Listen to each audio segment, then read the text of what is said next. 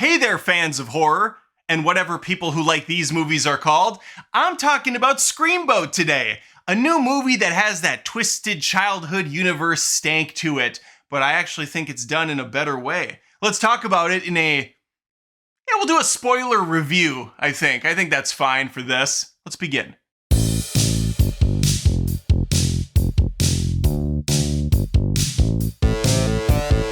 Oh, Mickey's here and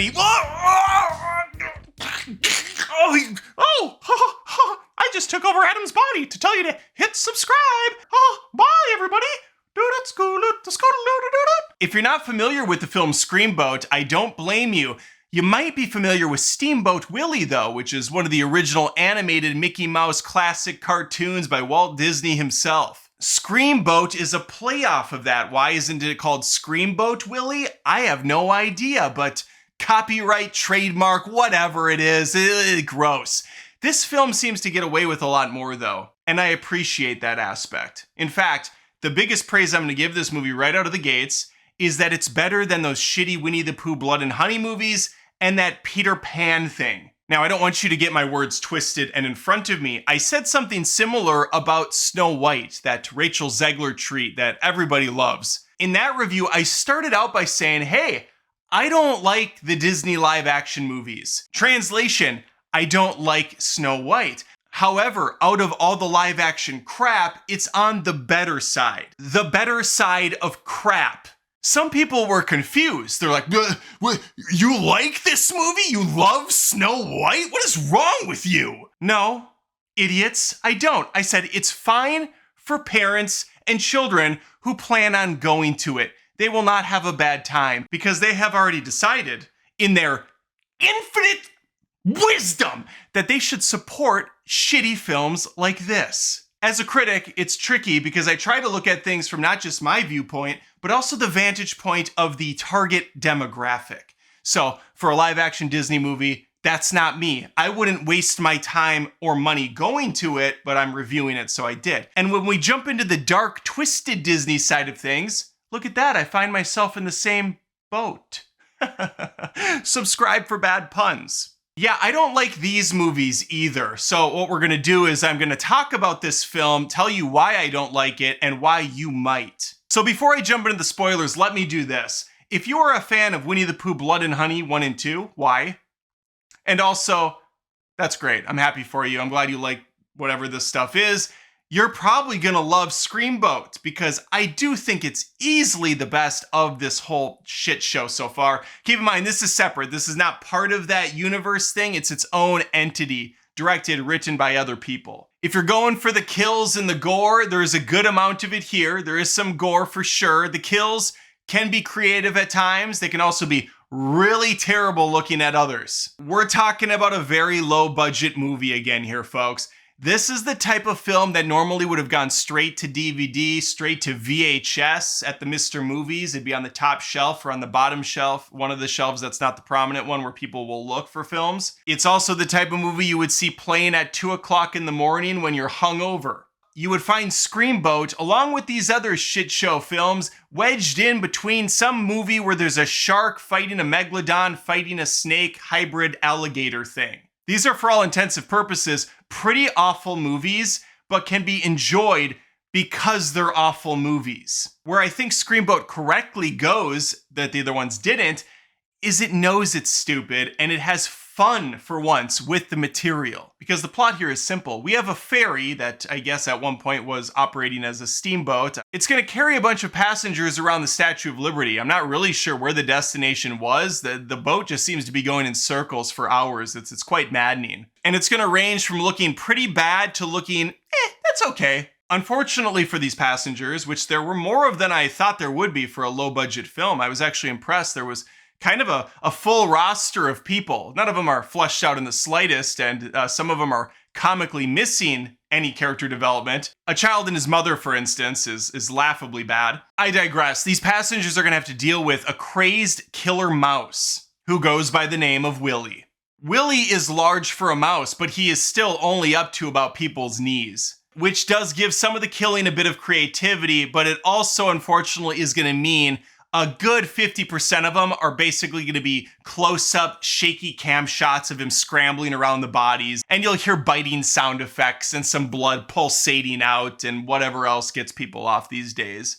The big draw to this character, though, is going to be who plays him, which is David Howard Thornton. He's become a big name in the horror industry as he's now played Art the Clown several times and absolutely owns as that individual. I dig Art the Clown. I like the Terrifier movies, so I'm not squeamish around the excessive blood and gore. I think it's fun when it's used correctly. And those Terrifier movies, I do think they're getting a bit up their own ass at this point as far as the lore building. That seems to be a bit too much, but I still have a lot of fun with them. Certainly not for everyone, though. It's also a little misleading to say David Howard Thornton plays Willie because he's not in it for a lot. Most of the time you see our little mouse killer, it's just his feet walking around or shadows on the walls. It's not until the second half where Thornton's gonna get more time to do his thing, but even then, because of how terribly designed this mouse is,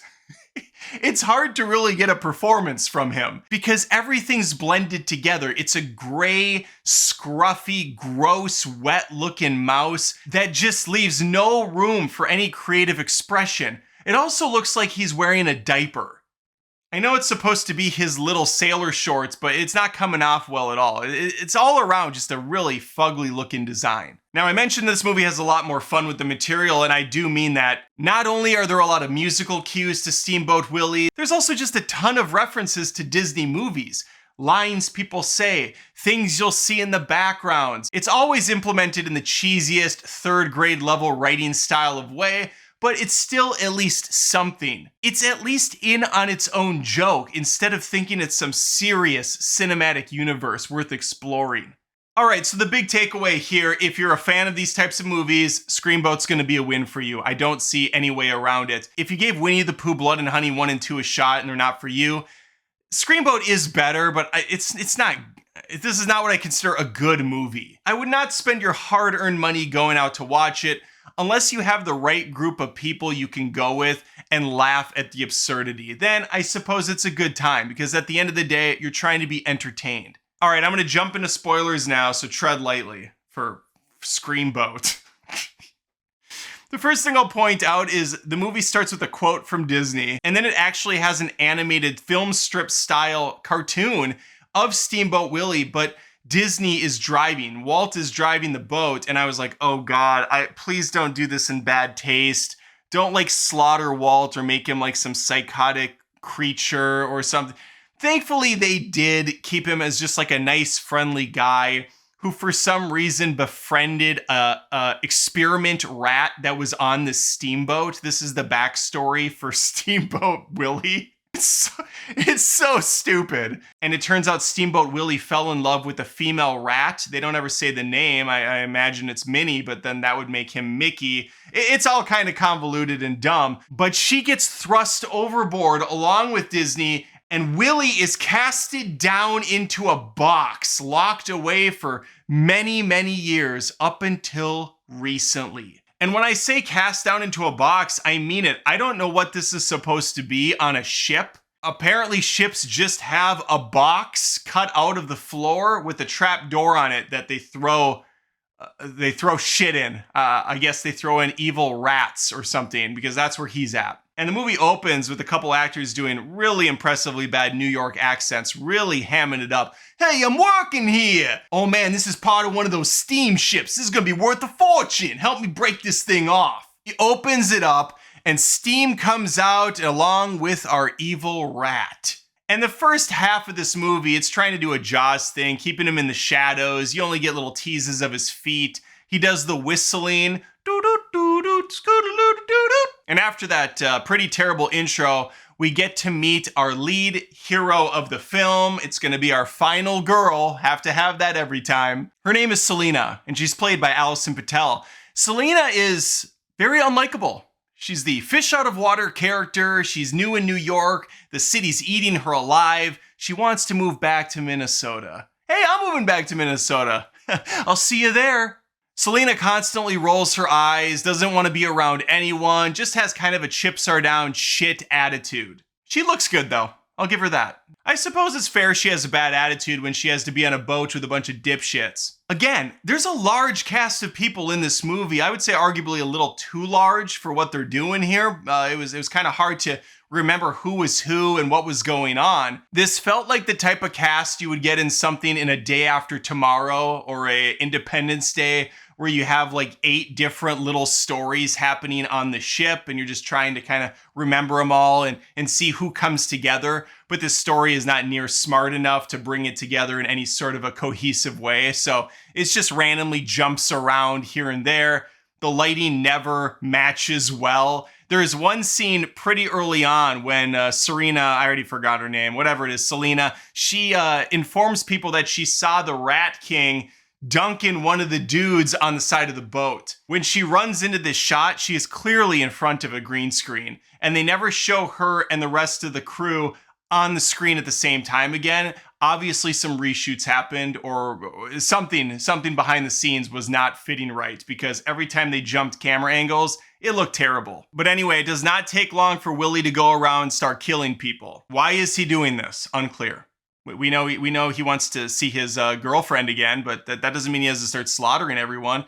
There's really not a good explanation for any of it. It's not that you need one when you're watching a film like this. You're just there for the unbridled killing, maybe a little bit of a nip slip once in a while. There is some nudity. I forgot to mention that. We do have a topless scene. It's not good. Not ideal, but whatever. It is what it is. It does lead to a funny moment where she gives her boyfriend head. Willie jumps in, slices the penis off. You see it flop around on the ground, and then he's like, ugh, gross, I don't want to touch that. Later on, he will use the severed penis and drop it on an unsuspecting victim who will get it in his mouth. That's just good writing. I think my favorite scene in the movie, because it's so awfully done, is you have a large ensemble cast in this room. Willie comes in with the hose. I don't know what the hose is even hooked to. He just kind of busts it out of his ass. He starts spraying everyone down, and then he just smashes the hose against the side of something, which causes a massive amount of electricity to run through the entire area, frying everybody. A couple people blow up. It has this really bad electricity effect. You can barely see what the hell's going on. Looks terrible, but I guess it was a really easy way to kill off a lot of people fast. He's now motherless, which is sad. For someone, not him. He doesn't seem to care at all. Never shows emotion about it. I'm trying to think if there's any other really fun, noteworthy kills to talk about in the film. A lot of times, Willie's just kind of hopping on people and gnawing at them, ripping out their innards. At one time, he's sitting on the shitter and he's just chewing on someone's arm. Oh my fuck, I almost forgot about the 5 gals. We have the drunken crew of party ladies on the boat. It's Cinderella's birthday. It's not her real name, but she's dressed like Cinderella, and the other ladies are dressed like other Disney princesses. They're going to be the ones that are going to say a lot of the Disney lines in the film. A lot of the puns you're going to hear are going to come from them. They're definitely going to be obnoxious. This movie is going to spend a bizarre amount of time on 2 of them doing that weird sex face where you cross your eyes and you stick out your tongue. I truly don't know what the kids are into these days, but they spent a good chunk of time on that while Willie tries to fire up the forklift and smash their faces in. Thankfully, he eventually does, but that scene went on far too long. By the time the film winds down, you only have 3 or 4 people left. And the unlikable gal from Minnesota realizes that Steamboat Willie misses his girlfriend. Thankfully, she had a polka dot bag on her, and she saw a photo of the female mouse, the Minnie we're going to call her, who was wearing a polka dot dress. There's also a bunch of garbs she's able to go through, and she dresses herself up as Minnie to trick this little fucker. He goes over, tries to serenade her, and eventually she's gonna jam scissors down his head, tossing him over the side of the boat, and I'm sure he's definitely dead and not gonna wind up showing up at the end credits. He shows up before the credits even start. Right before we get there, though, another favorite scene of mine is we're immediately off the boat now, and a couple of the people that survived are in blankets, and the dad of the child who just lost his mother walks over. Hey, thanks for saving my son. It's like, what? What? It was so random. It was just hilarious how it kind of came to be. But I digress. The end of the film, we see a bunch of trash, and there's our lovable Willie with the scissors in his head. And you see out of the corner of the frame, Minnie's polka dot dress come into view. He gets a big smile on his face, and we circle out to black. What a film. What an achievement in cinema. Well, there you have it, Screamboat. There is so much more to say, but it's almost impossible to really critique a movie like this when it's just nonsense from front to back. It's trying to be serious at times. At other times, it's clearly in on its own joke and having fun. It's a challenge. These movies are too low budget for what they're trying to do. Their aspirations are a little higher than their bank accounts. Is it worth it at the end of the day? I guess. They're making money. They're obviously having a good time and they're finding an audience. So what the fuck do I know? Let me know if you saw this movie last night, though. As of reviewing this, I imagine I'll get it out sometime tomorrow, which will be a day after it hit theaters for some people. I don't know if it's a wide release or not. I might have just went to the like special showing without knowing it. I'd love to hear from you, though. Are you excited now that I've given this clearly a glowing review, just like Snow White? I love both of the films, obviously. I'd love to hear from you. Like the video if you want. Please, again, think of subscribing if you haven't, as I post a lot of movie reviews every single week on the channel. Would love to have you stick around, and hopefully, I catch you next time.